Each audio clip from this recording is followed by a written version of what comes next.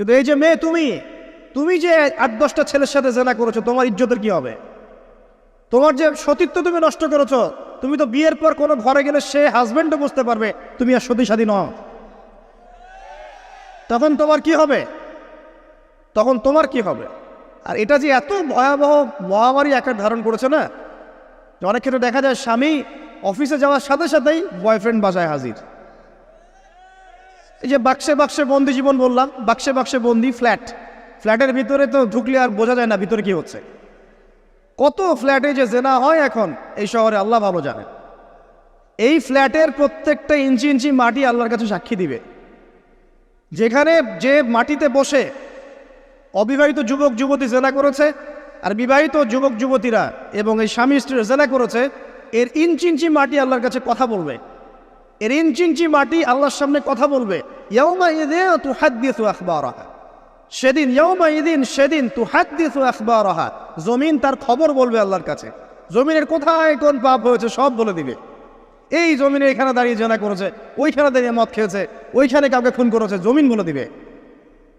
একটা কথা এখানে মাঝখানে বলে দেই, যারা অবিবাহিত যুবক যুবতী আছো, এই লেকচার তোমরা যারা শুনছো, তোমাদের মধ্যে কেউ যদি জেনা করে থাকো, অবিবাহিতর কথা বলছি, তোমাদের কাঁধের মধ্যে এখন 100 বেত্রাঘাতের শাস্তি ঝুলে আছে। সূরা নূরের 1 থেকে 3 নম্বর আয়াত পড়ে দেখবে, অবিবাহিত যুবক যুবতী যদি জেনা করে তাদের শাস্তি হচ্ছে 100 বেত্রাঘাত, তাও জনসমক্ষে, এবং এক বছরের জন্য নির্বাসন।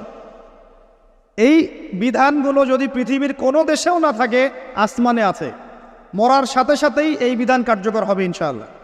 বাঁচার মধ্যে কি একটাই উপায় আছে।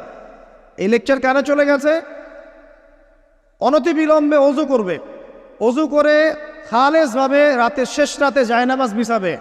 জায়নামাজ বিছিয়ে আল্লাহর সামনে দাঁড়িয়ে 2 রাকাত নামাজ পড়বে। পড়ে নিজের পাপের কথা স্মরণ করে চোখ দিয়ে দরদর করে পানি ফেলে দিবে।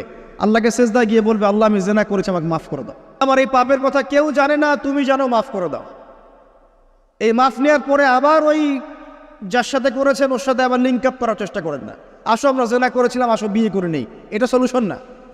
জেনা করেছেন, আগে তওবা করে ফিরে আসতে হবে, তারপরে পুরো জীবন ইসলামিক লাইফ লিড করতে হবে। আল্লাহ যদি দেখেন যে হ্যাঁ আপনি ঠিকঠাক তওবা করে আল্লাহর কথা চলছেন, আল্লাহ তখন আপনাকে নেককার স্ত্রী দিবে ইনশাআল্লাহ। এই একমাত্র রাস্তা যুবকদের জন্য এবং যুবতীদের জন্যও। যুবকরা না হলে পার পেয়ে যেতে পারে, কারণ একটা কথা সমাজে প্রচলিত আছে না, যে ছেলে মানুষের ইজ্জত তো সহজে যায় না, গোপন হয়ে গেছে, কেউ জানে না, আল্লাহ মাফ করে দিয়েছেন, সে হয়তো পার পেয়ে গেল। কিন্তু এই যে মেয়ে, তুমি